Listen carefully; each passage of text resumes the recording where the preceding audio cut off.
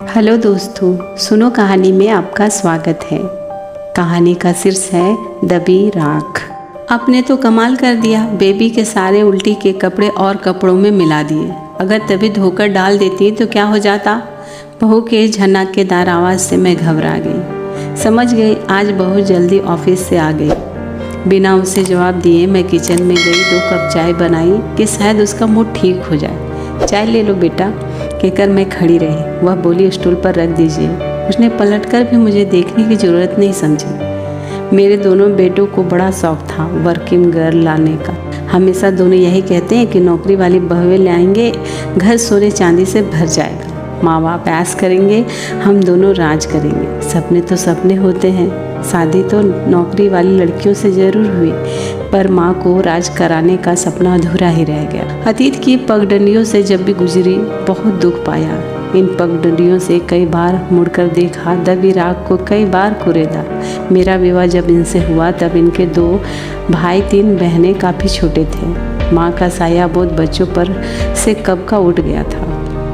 छोटा सा देवर जब भाभी माँ कहकर मेरे आंचल में छिप गया था, माँ का रुतबा तो मैंने तभी पा लिया। उदासियों के बीच प्यार और करुणा का संगीत हर वक्त मेरे दिलो दिमाग को ताजगी से भर देता।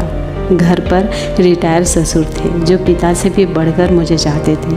उनके प्यार का मुझे एकमात्र सहारा था। सिर पर मेरे हर वक्त आंचल रहता, जिसे अब मेरी ही बहुएं गंवार होने की निशानी बताती हैं।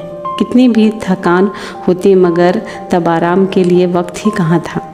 अंधेरे उठकर सभी का टिफ़िन, दोपहर का खाना, सफाई, कपड़े धोना।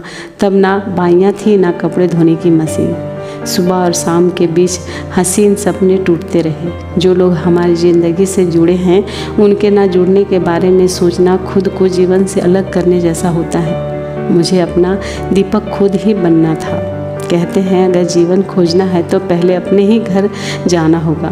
मुझे भी यात्रा यहीं से आरंभ करनी थी। जब मैं बहुत थक जाती तो उम्मीद की एक किरण स्याही बादलों को चीरकर मुझे रास्ता बताती कि कभी तो यह नादान देवर, मेरे 2 बेटे, 1 बेटी बड़े होंगे और जब ये नन्हे फूल खिलेंगे तो अपनी दिलकश खुशबू से मुझे सारा बोर कर देंगे। इनकी महक में मैं जी उठूँगी, तब खूब सोऊंगी, खूब आराम करूँगी। 1-2 पहर काम करके जैसे ही मैं चटाई पर लेटी, मैं गहरी नींद में सो गई। मैंने देखा मैं अपने गांव माँ में हूँ। पापा मेरा सिर सहला रहे हैं और दूध का गिलास लिए माँ खड़ी है। तू थी कहाँ इतने दिन? मैं सिसक कर माँ की गोद में चेहरा छिपा लेती हूँ। तभी एक कड़कती हुई आवाज़ सुनाई दी, सारे बच्चे भूखे बैठे हैं, बाबूजी चाय का इंतज़ार कर रहे हैं और तुम्हें आराम से फुर्सत नहीं। ऐसे कैसे काम चलेगा? अचानक मुझे सलबेजा ड्रीम नाम की पोएम याद हो आई। इसमें एक ऐसे कैदी की कहानी कैद थी जिसमें वह दूसरे देश में जेल में होता है। उसके हाथ पैरों में बेड़ियां हैं। अचानक एक दिन वह वर्षों बाद अपने वतन पहुंचा है और जैसे ही बीबी बच्चों को गले लगाता है उस पर कोड़े पड़ने लगते हैं। यह सपना था, यह सोचकर वह रो पड़ता है। गुलामों की ज़िंदगी में सपनों पर भी पाबंदी होती है। जी चाहा आंखें बंद करके फिर से माँ की गोद में छिप जाऊं। वे ख्वाब जो पूरे ना हो सके उन्हें देखने से भी क्या फ़ायदा। चीख चीख कर उन्होंने घर सिर पर उठा लिया। मैं जल्दी से उठी और घर का सारा काम निपटाया। वह कमसिन उम्र, वह खिलता हुआ रूप रंग मेरे लिए कभी भी गुरूर का सबब नहीं बना। उन्होंने तब भी मेरी कभी तारीफ़ नहीं की। रिश्तों में आए ठंडेपन को मैंने कर्तव्यों से ढक दिया था। नारी मन तो सिर्फ भूखा होता है एक प्यार भरे एहसास का, पर वो तो मुझे अपनी मिल्कियत समझते थे। गुजरता अतीत दर्द बनकर सालता रहता है। मम्मी जी कल मुझे जल्दी ऑफिस जाना है, आप बस मेरा खाना पैक कर दीजिएगा। बड़ी बहू बोली। तभी दूसरी बहू आई और बोली उसी वक्त मेरा भी लंच पैक कर दीजिएगा। हाँ हाँ बेटा बना दूंगी, तुम फिक्र ना करो, कहकर मैं कमरे में आ गई। वर्तमान मेरे सामने था। जिंदगी का यही सिलसिला कई सालों से चल रहा है। सुबह उठती हूँ, बेटे बहू का टिफ़िन पैक करती हूँ, नाश्ता बनाती हूँ, खाना बनाती हूँ, उनके बच्चों को नहलाती हूँ, फिर स्कूल भेजती हूँ। शरीर बहुत थक गया है, पर जिम्मेदारियाँ कम नहीं हुई। एक दिन शाम को मैं जैसे ही सोकर उठी, बड़ी बहू बोली, मम्मी जी कल रात को सुधीर के कुछ दोस्त डिनर पर आ रहे हैं, मुझे तो आने में देर हो जाएगी, आप हो सके तो कुछ अच्छा बना दीजिएगा। सुधीर खुश हो जाए यह सोचकर मैं पूरे दिन अच्छी अच्छी डिशेस बनाती रही, मगर जल्दी थक भी गई, बिना खाए ही सो गई। रात को आवाज़ आई, यार तुम्हारे तो हाथ चूम लेने चाहिए, क्या लजीज खाना बनाया था। सभी तारीफ कर रहे थे, वाकई तुम सर्वगुण संपन्न हो। मैं बराबर के कमरे में लेटी सब सुन रही थी। थकान से बुखार आ गया था। एक बार मना करने पर बहू दोबारा खाना देने आई तक नहीं। बेटी के कदमों की आहट सुनने को बेकरार थी। लगा शायद आकर पूछेगा, माँ तुम्हारा बदन गर्म क्यों है, तुमने खाना खाया या नहीं। पलकों से नींद कोसों दूर थी। सोच रही थी कि बच्चों में कोमल एहसास छू कर भी नहीं है। इनके पास प्यार के लिए शब्द ही कहाँ है। बेटी जिस सरलता से माँ की भावनाओं को समझ लेती है, पुत्र कभी नहीं समझ सकता। कुदरत ने उसे कठोर बनाया है। पहले ऑफिस से आकर दोनों मेरे गले में बाहें डाल देते थे और जिद कर कर के कहते थे, माँ यह बनाओ वह बनाओ, पर अब सब तो दोनों बात तक नहीं करते। मेरी हर शाम सुनी जाती है। ऑफिस से आकर दोनों अपने अपने बीवी बच्चों में गुम हो जाते हैं। वे ये भूल जाते हैं कि दो आंखें और भी हैं जो बेसब्री से उनके लौटने का इंतज़ार करती है। परसों रात के 12 बज गए, मगर साहिल ऑफिस से नहीं लौटा। मन आशंकाओं से घिर गया। कुछ ही क्षणों में लगा युग बीत गए। दौड़कर गई, मंदिर में दिया जलाया, प्रार्थना की, बहुत देर इंतजार किया, फिर बहू के कमरे में दरवाज़ा थपथपाया। वह नींद से उठी, मेरे पूछने पर गुस्से से बोली, आपको तो रात में भी चैन नहीं। फ़ोन आया था कि देर से आएंगे, तभी देखा साहिल आ गया। मैं भाग कर उसके पास गई। बेटा शुक्र है तुम आ गए, मेरी तो जान ही निकली जा रही थी, खाना लगाऊं? बेटे का जवाब तीर से ज़्यादा घायल कर गया। मुझे नहीं चाहिए खाना, घर में घुसो नहीं कि इनके सवाल जवाब शुरू हो जाते हैं। लगा किसी ने तपते हुए रेगिस्तान में मुझे तन्हा छोड़ दिया हो।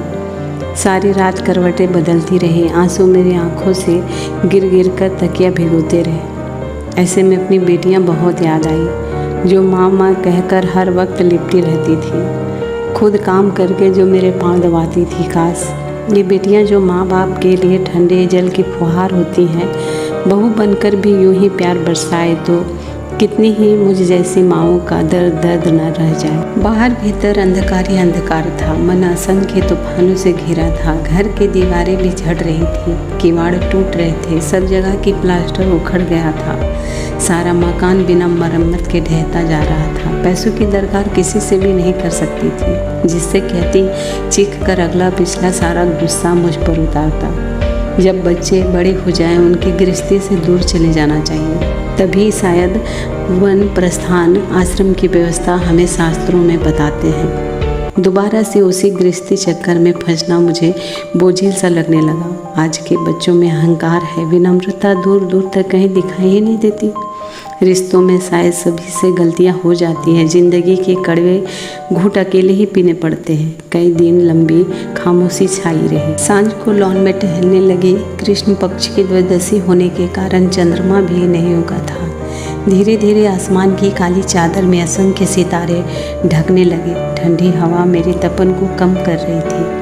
विपरीत हालात में घर के तिनके को समेटकर हवा में उड़ने से बचाती रही। जख्मे मन लिए अतीत की गलियों में भटकती रही। टूटे हुए रिश्तों को जोड़ने की कोशिश में ज़िंदगी मेरे बहुत पास से गुजर गई। माँ ने सिखाया था कि परिवार में समर्पण हो तो रिश्तों की नींव मजबूत होती है, पर यहाँ तो पानी सिर से ऊपर निकल रहा था।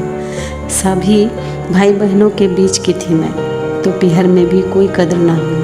यहाँ इतने बड़े अफसर से ब्याह कर आई तो वह भी सारे दिन बेवकूफ़ हो, गंवार हो, तुम्हें कुछ अता पता नहीं है कहकर मेरा दिल दुखाते रहे। बच्चों पर मुझ पर गुर्रा कर अपने पति और बाप होने का हक जताते रहे। पिछले सप्ते भी बड़ा कलेश हुआ था। सुधीर रोज़ अपनी बीवी के लिए मटकेन में दूध लाता था। उस दिन वह बोल पड़ी, रोज़ रोज़ अपनी बीवी के लिए दूध लाता है, कभी अपनी माँ के लिए भी ले आया कर।